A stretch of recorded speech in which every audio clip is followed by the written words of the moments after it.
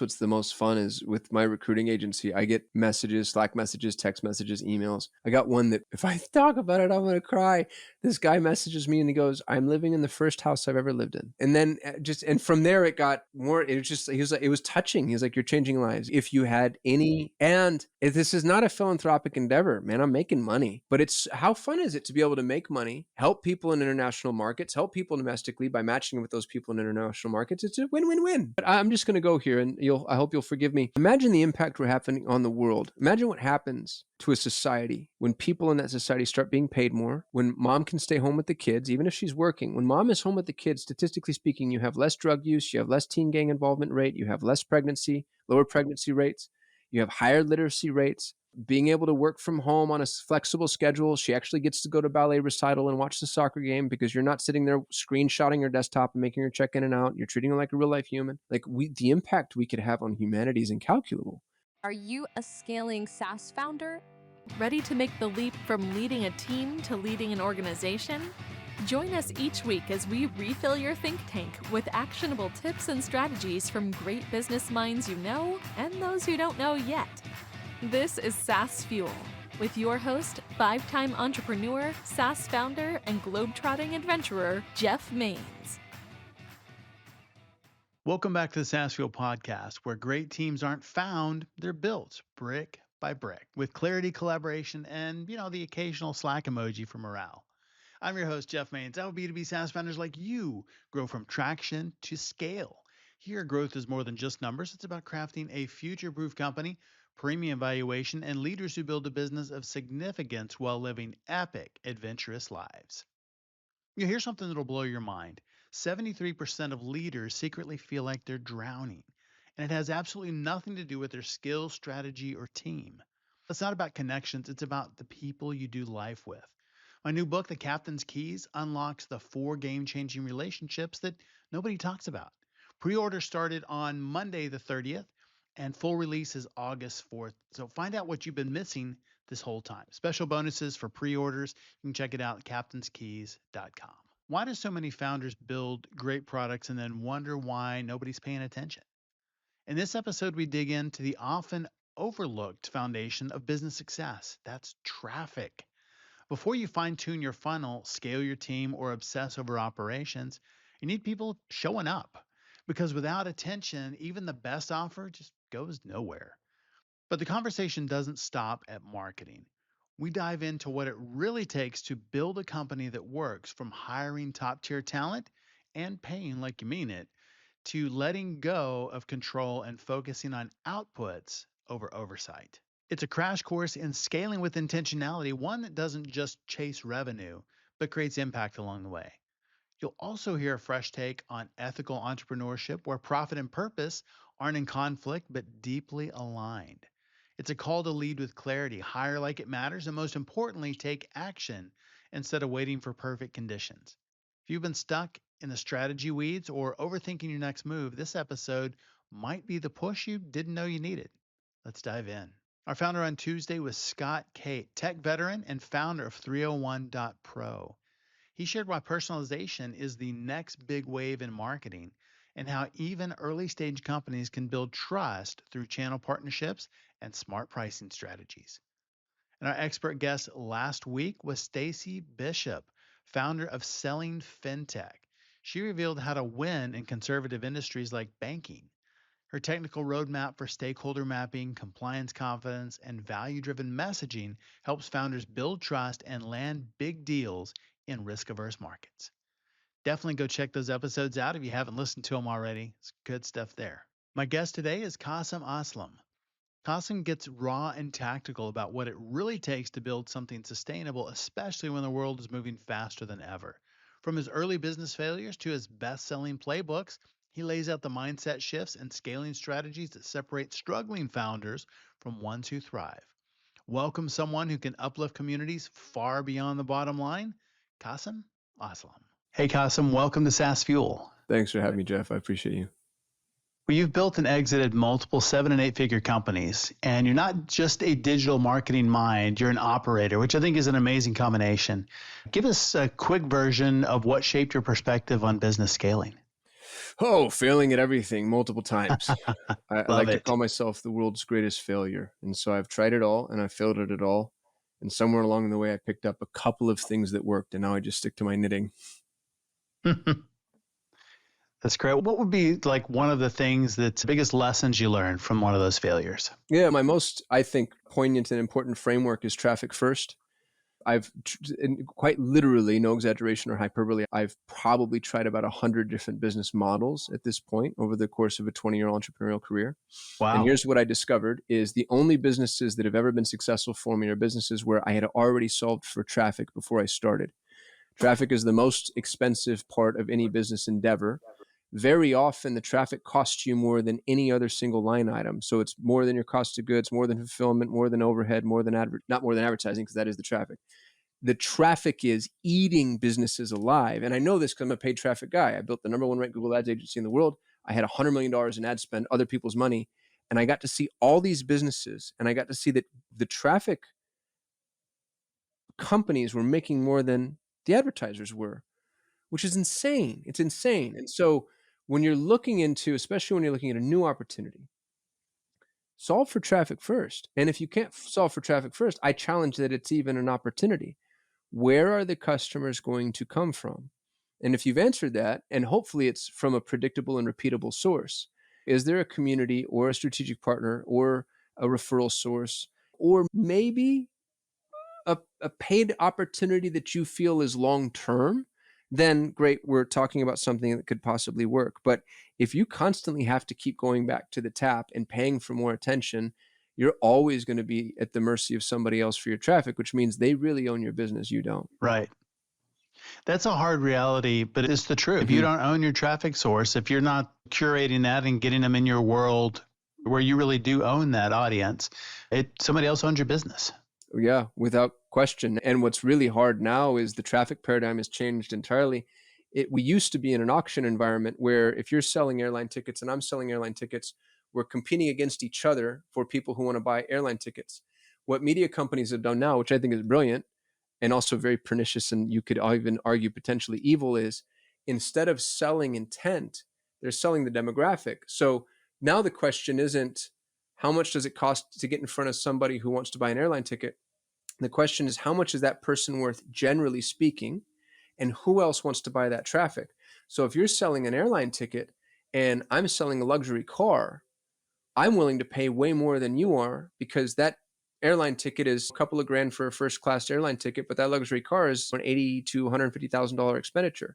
And so you're not just competing against your quote unquote competitors, you're competing against anybody who wants to buy that visibility, which means most businesses are priced out of the market by a better and more potent advertiser that can monetize that person to greater degrees of efficacy. And we're seeing that in the consolidation of Meta and Google advertisers. Here's what's really interesting. Google is making more and more money every year with less and less advertisers. Isn't that crazy? Less people are advertising in Google, but Google is making more money. So all they're doing is they're finding the businesses that can afford to spend more and they're over indexing in that direction. To the point to where I actually think this is going to work to their disadvantage at a certain point. I actually think we're in what I would term as a traffic bubble, and I think that bubble is going to pop. But at the moment, most advertisers cannot afford to pay for traffic. So what do they do then? How do they get that traffic if it's too expensive to pay for? That's the fun game. So I actually just talked to my mastermind about this morning. You have to be nimble, you have to be flexible, you have to be creative. My favorite place to go for traffic is community. That's what we're doing right now, Jeff. You're building a community. You've got a podcast. People are listening to you. People trust you. And what's interesting about community-based traffic is it's a well that you can go back to over and over again. So my community at Solutions 8, before I sold the business, was the YouTube channel. And what's crazy is I had an 8-figure exit on the back of a YouTube channel with less than 30,000 subscribers at the time. Adjusted for margin of error, that's 0 subscribers, right? That's the smallest YouTube channel in existence, but it was very niche, very potent. And I got all my clients from YouTube. I got all my employees from YouTube, interestingly. That's why I was able to build the number one ranked agency because we had the best staff. So go build a community or partner with somebody who has the community. I have a Montessori agency. I own the largest English speaking Montessori community in the world. And I did that. I went and I partnered with a guy who owned Montessori schools. He had one of the, I think, top AMI Montessori schools in the country. And he became the face and the voice, and I became the back office. He already had a small community, and I latched onto that community. I had the highest performing real estate investment campaign on the planet for 7 years before I sold that business. And the entire business was built on the back of a company called Investor Fuse. Investor Fuse was a software, but more importantly, a mastermind for real estate investors. So in every instance, like I mentioned, I'd already solved for traffic. It's why those businesses were successful. So go find somebody who already has the attention, already has the traffic, and partner with them, or build the community and build the traffic, but do that first. I'm so sick of business owners saying, we're so good at what we could do. If only we can get more attention. It's like, yeah, dummy, that's the job. Go get a freaking job. That's the whole we're good at what we do thing. You're an employee. Go find Right. somebody. The entrepreneurial endeavor is the soup to nuts, get the attention piece. And Yeah. so I don't want to be callous. The other thing to do too, to be honest with you, is kill your sacred cows. What I was talking to my mastermind about this morning will blow your mind. You know where I think one of the most potent and undertapped repository of traffic is? What's that? It's going to blow. It's going to, I think you're going to want to kick me off your podcast, Jeff. It's direct mail. It Dude, I'm works. minting money right now at direct mail. And you're coming from a guy that was dyed in the wool paid media. But here's what's really interesting about direct mail is even cheap phrases in Google, a cheap phrase would be $20 a click. Most high commercial intent key phrases are probably $50 a click or more. Sure. But let's say it's $20 a click. Okay, you have to pay $20 just for someone to click one time on your ad. That doesn't mean they call. That doesn't mean they convert. That doesn't even mean they make it to your website, because who knows if they click the back button before the site loads. So Right. $20 for somebody to click. Let's say that 1 out of 10 fill out a form, and they probably don't, by the way. You probably do not have a 10% conversion rate, but let's say you do. So now it's $200 for a prospect. Let's say 1 in 10 prospects is viable. So it's now $2,000 for a viable lead, and let's say 1 in 10 closes. Now it's $20,000 for a cost per acquisition. Now that's napkin math because I'm a college dropout, and that's the only math that I can do in my head if it's base 10. But everybody has to deal with that funnel. But $20 a click. So just have that number in your head. For Yep. $20, I can put 20 high value pieces of mail in 20 mailboxes. Or I could put 5 ultra high value pieces of lumpy mail in 5 different mailboxes, right? Like Yep. now the attention that I'm capturing is far in excess of the attention I'd have if somebody were to click. I just have to be creative about who I'm targeting and what I'm sending them. And everybody ran away from direct mail because we all went digital. So now all of a Right. sudden, I think there's this huge blue ocean in the space of direct mail. And that's what I mean. And as soon as I say that and more thought leaders talk about it, then the whole world rushes direct mail and we break direct mail again. But then the question becomes, what's the next opportunity? And the opportunity is in what people aren't doing. Like we're Yes. all keeping up with the Joneses. Go, if they zig, you zag. If they go left, you go right. What is it that other people aren't doing? And what it really means, and this is repellent to most business owners, it means doing what doesn't scale. If I hear one Yes. more idiot tell me like, oh, I'm not going to do that because it doesn't scale. Well, then fine, pack up. Because you know what scales? AI. AI scales you right out of a job. So if Yep. you're a SaaS business owner and you're like, oh, I don't like doing in-person demos because they won't scale, your competitor does, and your competitor will, and they deserve that customer and you don't. Yep. And God bless, we're done here. Because I think that businesses that aren't willing to do the things that don't scale at this point in time, and I haven't always believed this, but this is how it feels to me right now. At this point in time, where we are in a post-AI world, they don't deserve to be in business. Because all things that scale reach instant commoditization, and commoditization means ubiquity, and ubiquity means a complete lack of profits, not lack of value. Those things are still valuable. They're just not profit centers anymore. So we have to do the things that don't scale. I think it's so funny that business owners are running around obsessing over what AI can do. The question isn't what can AI do? The question is what can AI not do? Because you can't charge for what AI can do, but you can charge for what AI can't do. So anyway, that was a bit of a soapbox. Forgive me. Yeah. And I think that looking at it that way, one of the things that we talked about before, you said what I can't do, and thinking about it that way, that should drive strategy. So what are the things that I can't do? And it's definitely a shift with how most entrepreneurs think. It's a complete 180, dude. It's not even like a little off trajectory. People have to change the way they view business. I think the passive income dream is dead. I don't care what industry you're in, e-com, SaaS, agency, local services, or otherwise. There's nothing harder or more active than building passive income. And the fact that we're still selling courses to people who think that in a weekend they can build a business that's just going to mint money while they're asleep, they almost deserve to get conned. It's at this point, it's like buyer beware and stop being a dipshit. I think that people need to, if you want to play in this game, in this ecosystem, in a post AI world, you have to be willing to work hard and get your hands dirty and really dive deep. And the other side of that I think is even more interesting and probably worthy more of a philosophical conversation is, if you don't want to do that's okay. I'm so optimistic about AI. I think it solves all of our present problems as the human race is concerned. Absolute poverty drops to complete zero. All the supply chain issues are fixed. We have massive deflationary events because everything becomes more efficient, and we just default to universal basic income. We're going to pay 80% of humanity to stay home and self-actualize and watch Netflix. And it's going to be Hmm. a great environment for like artists and musicians and people that have things that they want to do for the sake of themselves. So if you want to be in that 80%, that's okay. God bless, man. You're good. Look at what's on the horizon. And I think you're going to be just fine. But if you want to be in the 20%, if you want to be in the game, if you want to wear a uniform, if you want to play, step up. Step up. It's going to be hard, and hard in a great way, hard in a fun way. Yeah. Like every single day we wake up, something's changed and something's harder and something's improved and more technologies come. And it's, what do we do now? How do we sink our teeth in? But there's no room for the followers or the people that are like, what do I do next? Those types, the overeducated to watch and listen and read and learn, but don't like to take action. They're productive procrastinators. They're not doing anything. You have to index towards action. My friend Jason Fladlin said something this morning on our mastermind call. He said, the endeavor now is, how do you put out good enough? How did he phrase it? It was like, how do we produce, good enough as fast as possible?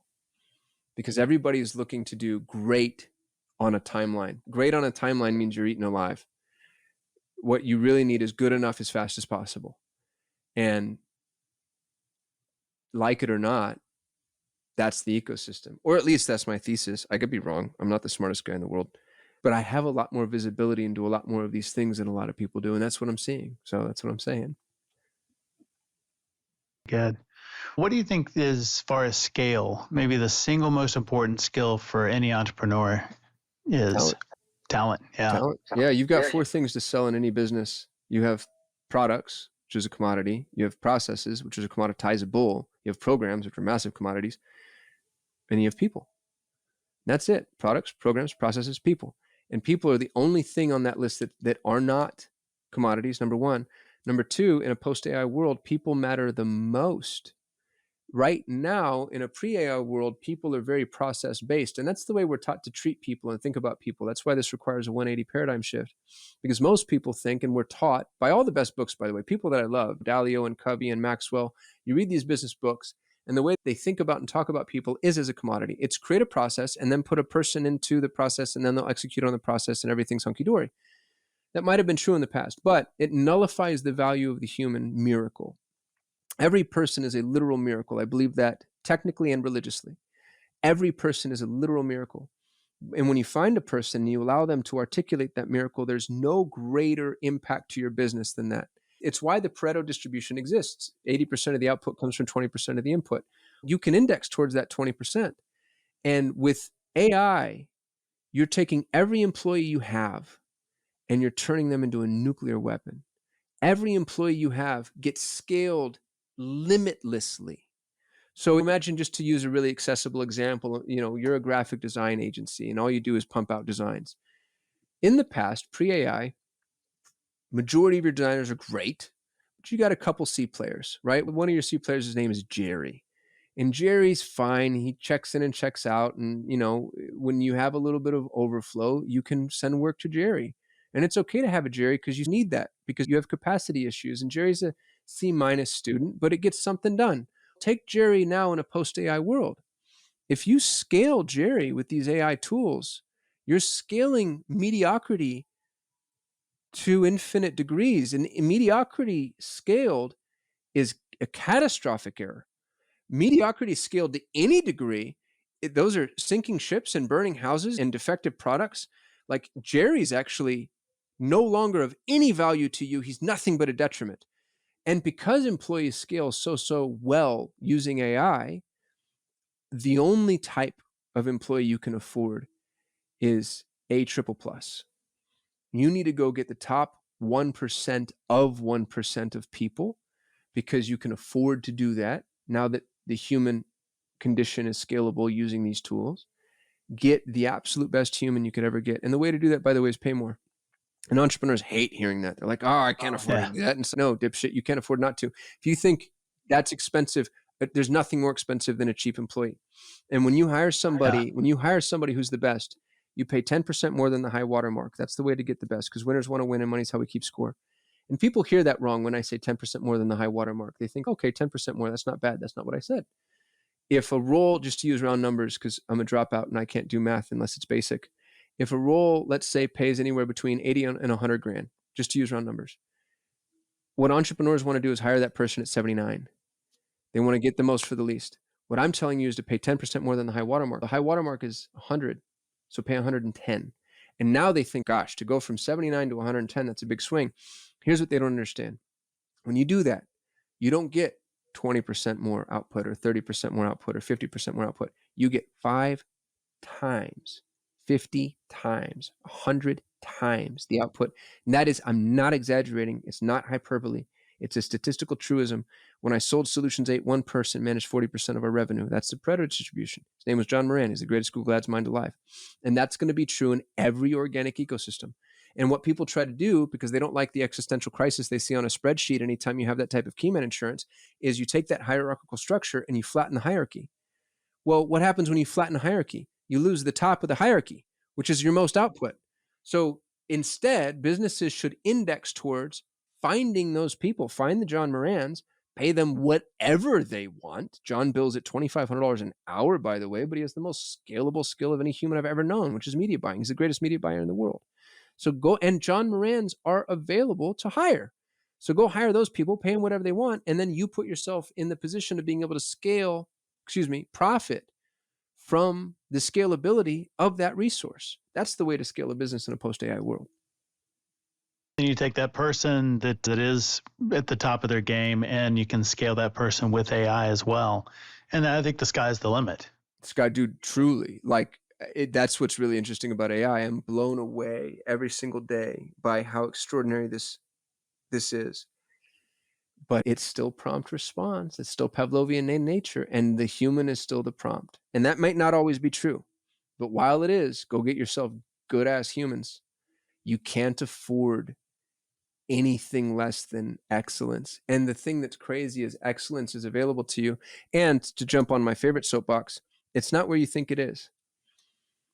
And this So is where where I'm is going it? to get a ton of trouble. You, me, and the rest of the world cannot afford domestic labor, because all the smartest people in the emerged world have way too many opportunities in front of them. They either want to work for a Fortune 1000, or they want to work for the fancy startup giving them stock options where they can make a billionaire, or they want to work for themselves. And so should they.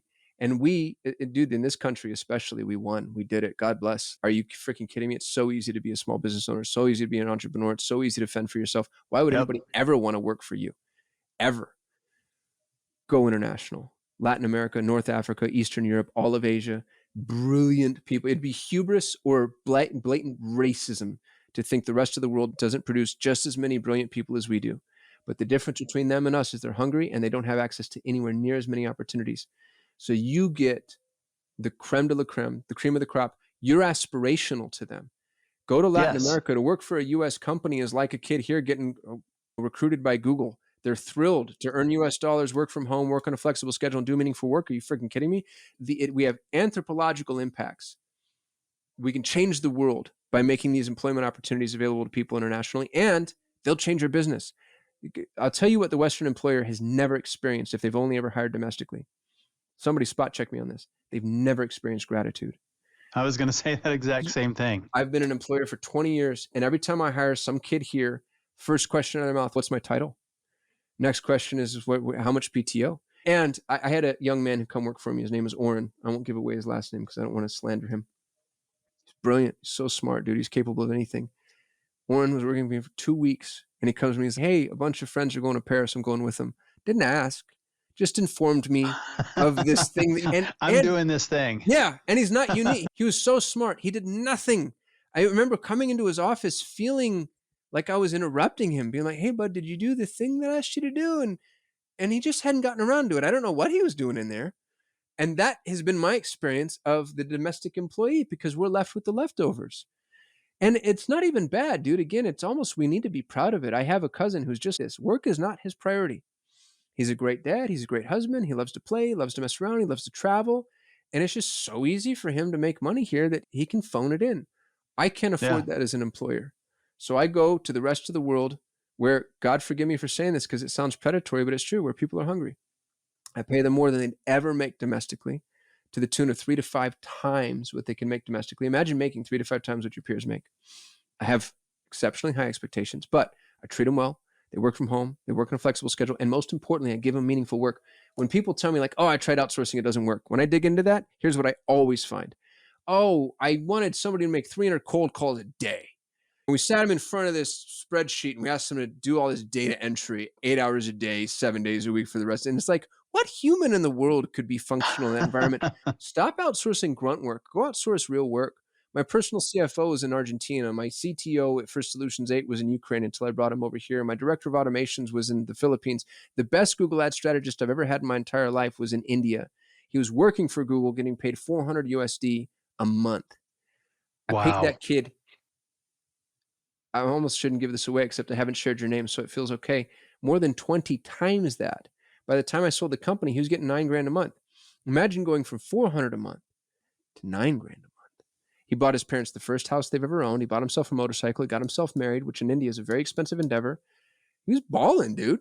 And 9 grand a month made all the sense in the world for me because he managed my biggest client, which is a publicly traded company that paid me, wait for it, $54,000 a month. And that wasn't his only client. So I'm like, the arithmetic, the maths. But everybody Yeah. else looks at that, and the average Indian specialist makes 400. I'll try to pay him 500. I'm like, okay, you go play that game. I'm going to pay 9K. Right. And I get the badasses. I get bloodthirsty, hungry assassins that just eat work. When Yep. everybody else is sitting there trying to get out of it, it's such dude, it's so funny because I see it so clearly and I still see entrepreneurs making the same mistake. Nickel and diming people, like that's where they're going to make their money. You're not going to make your money on the buy side in this particular instance. It's the No one way. place that's Yeah. true because humans aren't commodities. You That's only make your exactly money on the buy right. side when we're talking about commodities. Humans are miracles. So Yep. the bigger the miracle, the more output. Go make your money on the output side. Go find yourself a miracle. And that means high expectations. I tell people all the time, I'm like, look, I'm going to pay you more than you'll ever make domestically. And my expectations are going to be about that high. It's going to be a great trade for both of us. And I don't hire manageable people. Manageable people need to be managed. You do your job or you don't, or there's no work for you here. There's no performance improvement programs. There's no 3 strikes you're out. It's, hey, buddy, this isn't working for me. And people know, proactive people know. So don't put yourself in a position to have to supervise humans. Go find people that don't need to be supervised and then take them off the leash and let them go. They'll build amazing things for you. I have a portfolio of businesses, dude. I have over a dozen businesses, all of them right now, functional, monetizable, profitable. And it's because I just find really smart people and I put them in place and I let them go. What if a leadership book and a Netflix drama had a baby? That is The Captain's Keys, Storms, Emotional Wreckage, and a surprisingly practical leadership system that one CEO called the owner's manual and never got for 20 years of leadership. Here is the brutal truth.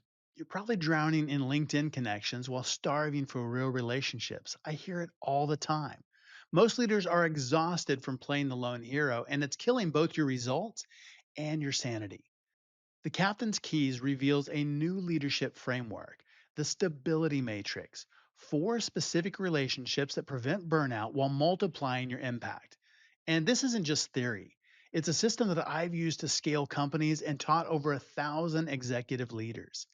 So grab your copy today at thecaptainskeys.com, Amazon, or choose your own adventure. Print, ebook, or audio. Stop drowning alone and build your stability matrix. I got one that if I talk about it, I'm going to cry.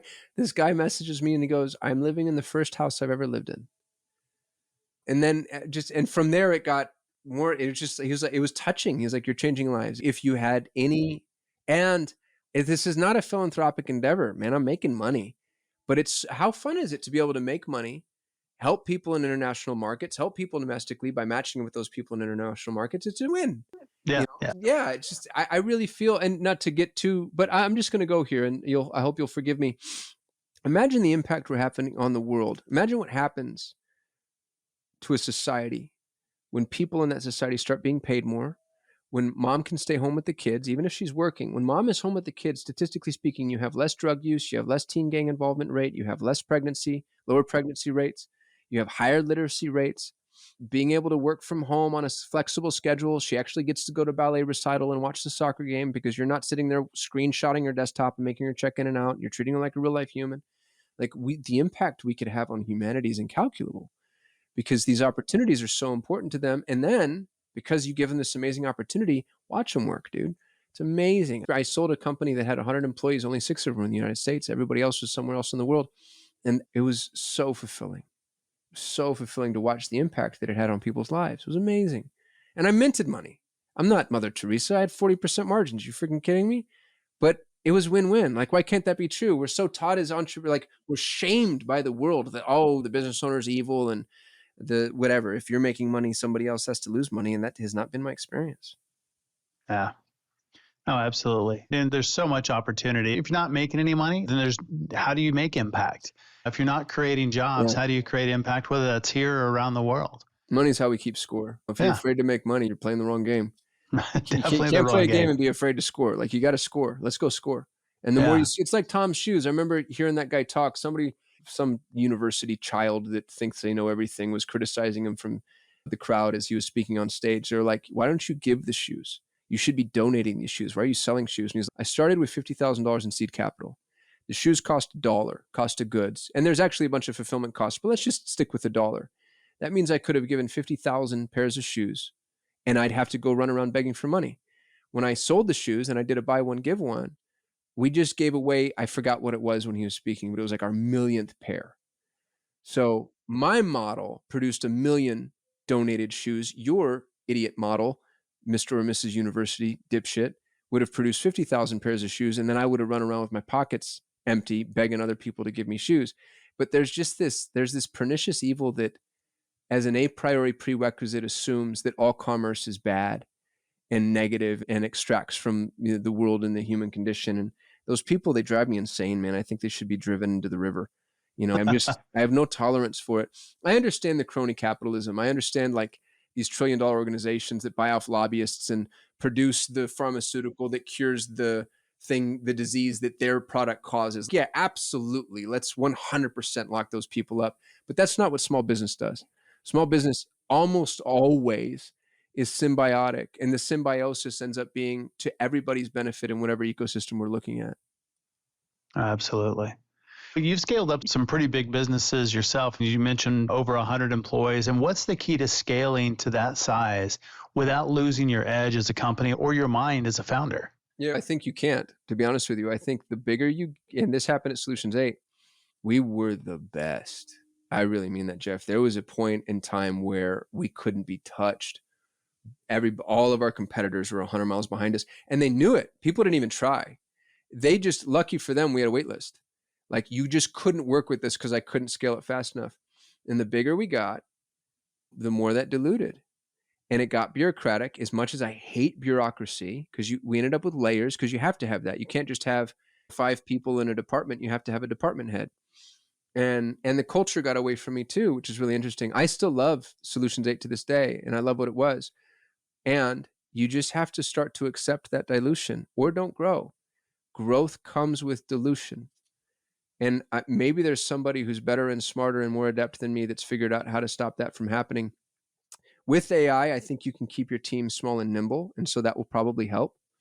And I think you just have to accept the fact that as you grow, that growth is going to impact the quality you're able to deliver because you can't be everywhere at once and you can't own 100% of the culture. And hopefully, what happens from a growth perspective and from a culture perspective actually ends up being bigger than you. And a lot of that happened at Solutions 8 too. So there were some things that diluted. Our quality definitely diluted. We were still among the best, but we were the very clear leader for years. And then once I got past, I'd say about 20 employees. Then you just have to trust other people, and nobody's going to care about your business as much as you. And so we became the very clear leader to a very clear leader to we're in the top 1%, and that's okay. And I think you can always about maintain that. You can always maintain the top 1%. But I think the best of the best of the best is always going to be a small, nimble organization. Has to be. And then as you grow, you accept some dilution. And that's okay too, because with the growth, here's the other thing that's really interesting is the growth comes with levels and layers of infrastructure that allow you to help more people and other types of businesses that you just wouldn't be able to help as a small, nimble organization. And so you open up access, and it ends up also being symbiotic. You're not cutting edge. You're not the one cracking all the new codes, but you're helping. It's like an apex. You're helping the most amount of people with the greatest amount of impact. And I think that's something you can hang your hat on. And even though I'm saying that, I can feel myself, it feels like I'm making excuses for not holding the bar as high as it can possibly be held. But what I think it's Dan Martell's line. He says 80% done by somebody else is 100% awesome. That's what happens when you grow, is you just have to rely on other people. So hopefully you go get yourself Pareto talent, which means that they are the top, and they are, when their output is being quantified, it's at least as good, if not better, than what you could produce. And in that way, you can index towards something like a more sustained level of excellence. How do you identify the top performers? And when you're recruiting, whether it's in person or remote, how do you really identify who's going to be the top 20%? Flytraps. So I have a hiring process. The audience can have it for free. I'm about to publish a book. When it's published, they don't even literally have to pay me for it. You can go to thehirebook.com and download it for free, along with every resource I'm about to talk about. And I give it away for free because my goal in life is to help people in emerging nations find meaningful work. And if I can do that, then my job here is done.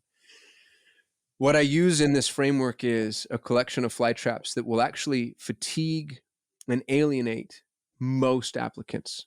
So the first thing you have to do is you have to give more than any other employer is willing to give. And you have to do that because this is a funnel. And funnels taper.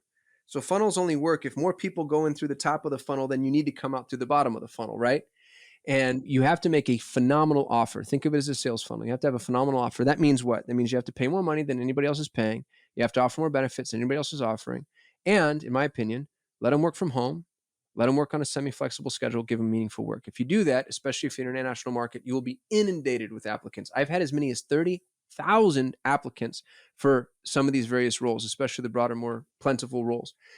You can't go through 30,000 people. It's an impossibility, right? So what do? You put fly traps in place. So a basic fly trap would be at the top of every job description. It says, in order to apply, your subject line should read, I actually read the instructions. I never use HR portals. I always use email for a bunch of reasons that I can explain. When they apply, if the subject line doesn't read, I actually read the instructions, it's automatically filtered out. Nobody ever even sees it. From there, they actually have to read the instructions, because the instructions will say things like, to give you an example, send a link to a PDF copy of your resume with this naming convention. Why that? Do I care about links versus attachments? No, I just want to see if they can follow instructions. PDF over Word, just so they can follow instructions. This naming convention, to slow them down. I'll ask them, if you're an animal, what kind of animal would you be and why? And then I want to see, did they follow the instructions? How thoughtful was their response? How good was their formatting? And then I do this thing that I think is brilliant. I come back, let's say you applied for a job. I'd say, hey, Jeff, I've been employing people for 20 years. I know that job interviews and resumes tell me nothing until I've worked with you. Here's what I'd like to do. I'd like to pay you in advance. I'm going to pay you X amount of money. If you're in an emerging nation, 20 to 50 bucks is perfect. I'm going to pay you 20 bucks for 2 hours worth of your time. It's not going to make you rich, but I just want you to know I respect your time. And I want to pay you to do a two-hour trial project. If you are game, just send me your PayPal address or whatever payment profile works for that community. They send me their PayPal. I send them the 20 bucks. I don't send them the trial project. And then I wait to see who follows up. And then you think, gosh, Kasim, that's expensive. Yeah. What's more expensive is a shitty employee that's going to lie to you. That's I exactly get to right. see who's going to ghost me for $20, who forgets. I've had people follow up a month later saying, hey, you sent me money and you never sent me the trial project. I'm like, yeah, and I'm glad I didn't hire you, because you're clearly the type of person that needs to be managed. Once they follow up for the trial project, I send them the project. But then I do more fly traps. I'll do things like, and the project is always aligned with whatever it is I want them to do, obviously, the role. So I can actually see how they're going to function inside of this role. But I'll say something like, in order to perform this project, you'll need to log into this like Box account. Tell me how long you think this is going to take. because I never give them a deadline. I want to see if they can communicate and manage expectations. So I give them the scope of work. I give them the place to log into for all the assets, and I ask them for a deadline. Let's say it's Monday and you tell me you're going to get it done by Friday. Here's what you don't know. I sent you the wrong username and password. So now they've looked at the scope of work. They say it's going to be done by Friday. And I wait to see on Thursday night who gives me the frantic message saying that the password doesn't work. And I'm like, I know you're the type of person who waits until the last minute. And I don't know that I necessarily want to hire you. So you go, yeah, and dude, I'll have dozens of these fly traps sprinkled throughout the entire That's process. so good. By the time somebody gets to the end and delivers a trial project, now I just look at the projects and I'm like, who actually can do this job? Because when somebody's working remote, it's so much, you're actually hiring for two levels of proficiency. One is whatever it is you need them to do from a proficiency perspective, the actual job. And the second one is, can you work remotely? Are you proactive, self-actualized? Can you follow instructions, attention to detail, all those things? Once they get through the bottom of these fly traps, and the book has every fly trap I've ever used, by the way, and templates and a job board for international hires. It has everything, and it's all free. There's no sales pitch here. I want to help people in emerging nations. This is how I'm doing it. Once you get to the bottom and you find all these job projects, you just choose who's the best. And the job interview ends up being more of a formality. It's, can I stand your face and your voice? Do I want to hang out with you? And if the answer is yes, and the other thing that I'll do is, especially if I'm in a business that's on a growth path, and most of my businesses are, I almost always hire more than one person for that role, because I like the way people learn when they're in groups. They tend to run faster. If there's another horse on the horse track, then your racehorse just runs faster. It's just natural fact of life. It helps with retention, because when people train together, you end up building a community. And if anything ever goes wrong, you've got somebody there as a backup. And dude, this is how I've built every business that I've built and scaled. Is I find these extraordinary, I'm so much more successful than I deserve to be, because the only thing I'm really world class at is finding people that are way smarter than me and then getting out of their way. And dude, they'll run through walls. The key though is you can break good people by putting them in a system that doesn't incentivize them to be a miracle. And the way to do that is to micromanage. Authorship creates ownership. So what I tell entrepreneurs is, stop managing. Stop it. It's not your highest and best use. It's the black box of delegation. So if you worked for me, I'd say, Jeff, here's my desired end result. I want to launch a podcast, or I want to create a new website, or I need a new training program for this type of employee. Here's my desired end result. I want 100 new clients by the end of the year, whatever it is, end result. Here are all the resources available to you. Here's the money I'm willing to spend, the other stakeholders, vendors, my brand guidelines, content, whatever, all the resources. Input, everything you have. Output, what I want. Whatever happens in the middle, it's none of my damn business. It's the black box. You take it and you run with it. And not everybody's capable of that, but Pareto talent is.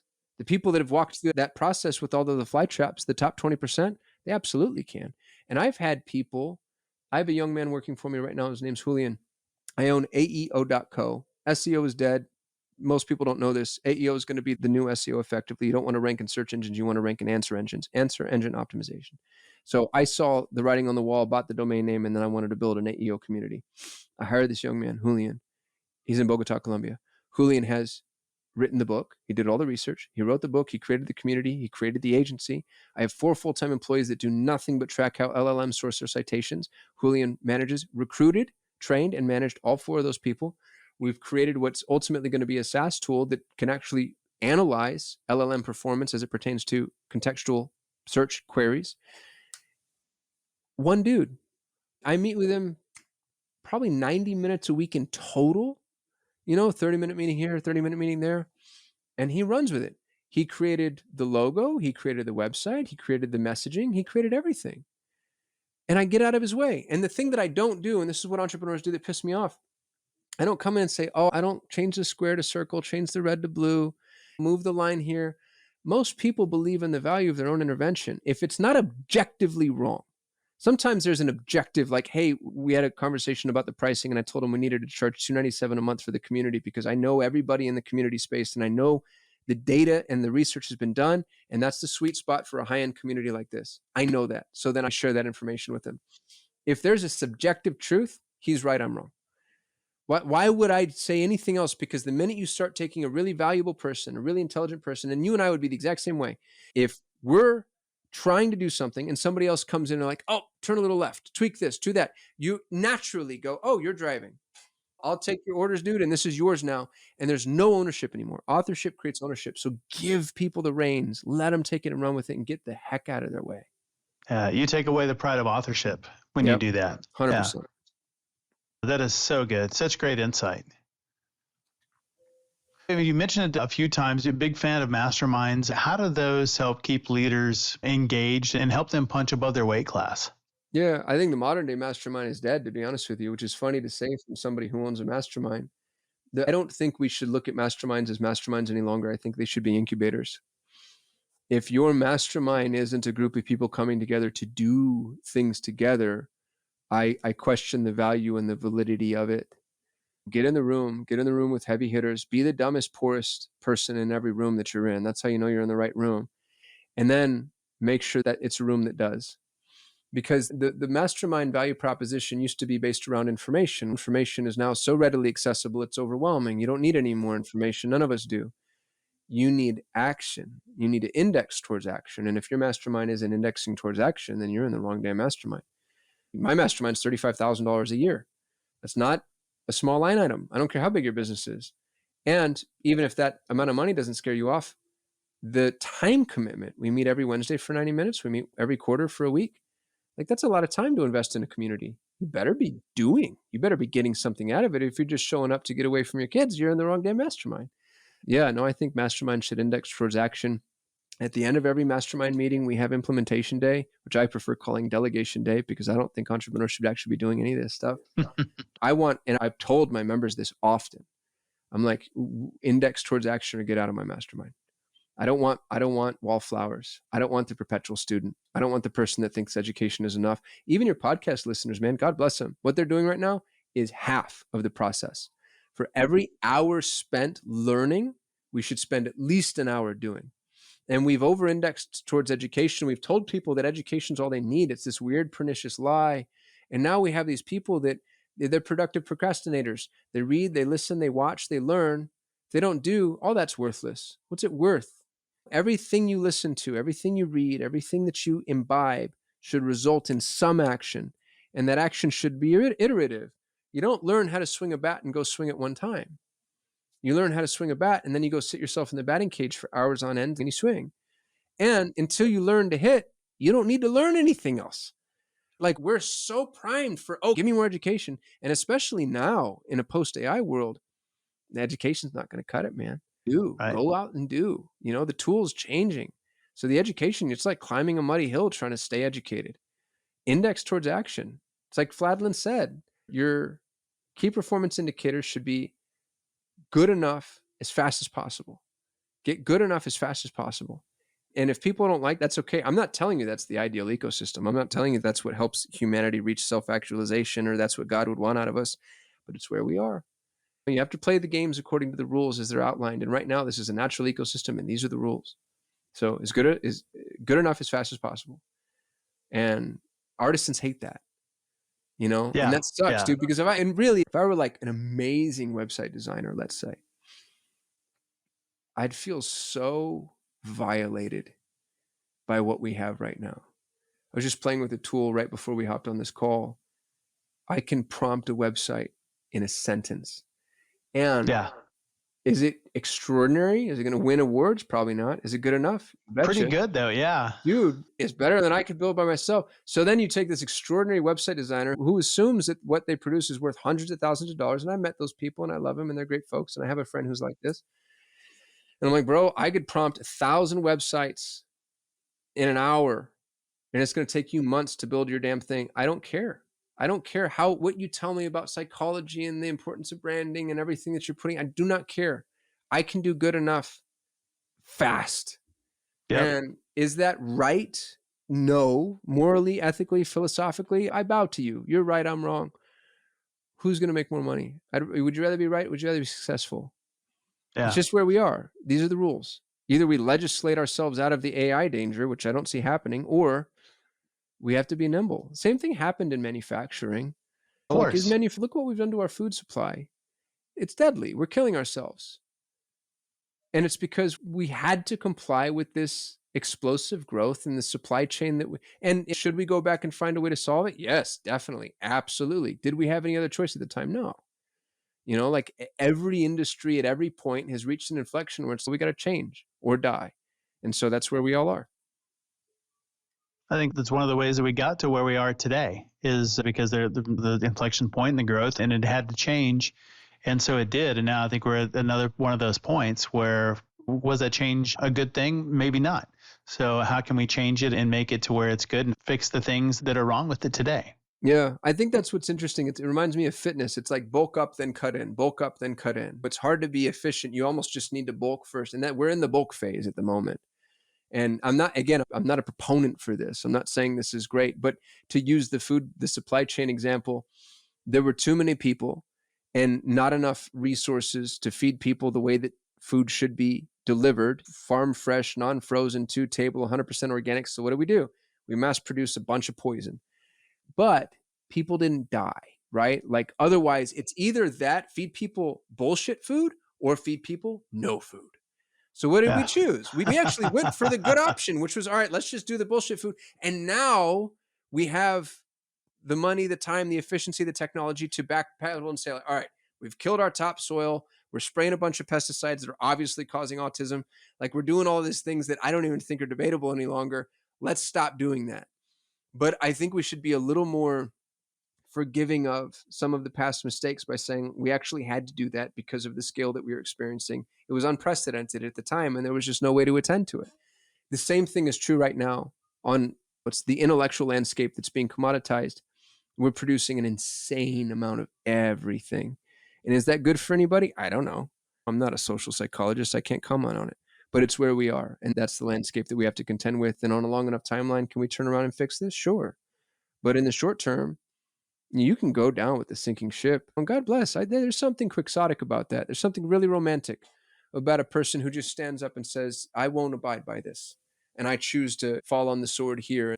So here shall I lay. Great. I'm not ready for that. I want to I want $100 million. And when I get $100 million, I want $1 billion. And I want to make an impact. And I want to help employ people in emerging nations. And if that means that I play the AI game, I don't know. Who's right, who's wrong? There's no way to tell. It's all subjective. Yeah. We make the best choice we can at the moment. Yeah. And then adjust as we go. Yeah. What is one mindset shift or maybe practical habit a founder can adopt this week to become a better delegator or team builder? Kick the ball. My 8-year-old loves soccer. And the thing that's really interesting, I'm a basketball player. So what's interesting about basketball is in basketball, it's always be closing. You're always trying to score. Mm-hmm. Every pass is an assist, potentially. And the index towards scoring is really high, right? Like you have high scoring games in basketball. Basketball is not a good analogy for entrepreneurship for that reason. Soccer, you have to change what you expect because they like 2 goals is a high scoring game in soccer. And what's interesting about it is 90% of the endeavor in soccer isn't to score. You're just getting the ball down the field. Just get the ball down the field. And entrepreneurs are playing basketball and they should be playing soccer. They keep trying to score. Stop that. Kick the freaking ball. As long as you're in the general direction, and I mean that cardinally, right? If you're facing north and the goal you want to score on is north, kick it north. I don't care if it's northwest or northeast. You know what I mean? General like direction. You have a 180-degree field basically where if you just kick it on towards that direction, kick the freaking ball and then chase it and then see what the landscape look like and then kick the ball again and then chase it and then see what and lateral kicks are okay and horizontal kicks are okay. Just kick the ball. These guys with their, I love the EOS crowd. God bless them, because there used to be something functional about that for a very small group of people. But in my mind, I'm like, oh, you have a 9-month plan, do you? In this world, in this landscape where nobody knows what's happening tomorrow, you have a 9-month plan. Best of luck. You know what I mean? I'm like, that is the stupidest thing I've ever heard in my entire life on every level of analysis. How we're dealing with personnel, how we're dealing with customers, how we're dealing with advertising, unless you're in the most antiquated business in the world. And even then, kick the freaking ball, chase it down the field and get really comfortable. All you need is faith in the next step. That's it.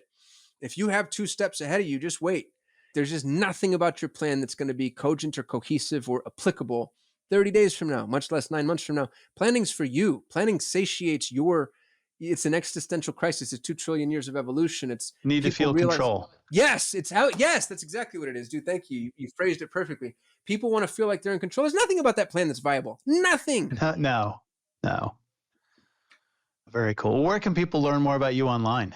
Kasim.me, Kasim.me. I shoot a YouTube video every day. All my portfolio of companies are linked to from there. So if you want to hire an EA from me, I'd love to help you. My book is free. You can go to thehirebook.com. And I'd love to, in as much as it's possible, keep the conversation going with any of the listeners. Thanks for having me. I really appreciate you, Jeff. Awesome. Thanks a lot. Thanks for being on SaaS Fuel. Thanks for having me, brother. Thanks again, Kasim, for coming on the show and sharing your insights and resources. You can learn more about Kasim and his company at 3xfreedom.com. As always, all links, highlights, resources, and full show notes are available at saasfuel.com. And be sure to check us out on YouTube as well. We have full video episodes, shorts, reels, training, outtakes, lots of stuff over there for you. And let leaders share. Share this episode with someone who still sends you articles and book recommendations. Hey, it's your turn to return the favor. Everyone who shares this week gets a glitch-proof wand that fixes typos in pitch decks before investors spot them. The sparkles included, batteries maybe not. How do you turn AI from a buzzword into business outcomes? Next week, Aaron Godby, founder and CEO of Green Irony, joins us to share how his team is using digital labor to scale operations and deliver game-changing results. And after that, Christy Jones, author of Selling Your Way In, breaks down how SaaS founders and sellers can build discipline, attract elite talent, and create pipeline accountability that drives revenue without relying on hope. I'll see you next time, and as always, enjoy the journey. Thanks for listening to SaaS Fuel. Full show notes for each episode, which includes a summary, key takeaways, quotes, and any resources mentioned, are available at saasfuel.com. Be sure to follow and subscribe wherever you listen to podcasts. And if you're enjoying the content and getting value from these episodes, please leave us a rating and review at ratethispodcast.com/SaaSFuel. We'll be sure to read these out on future episodes.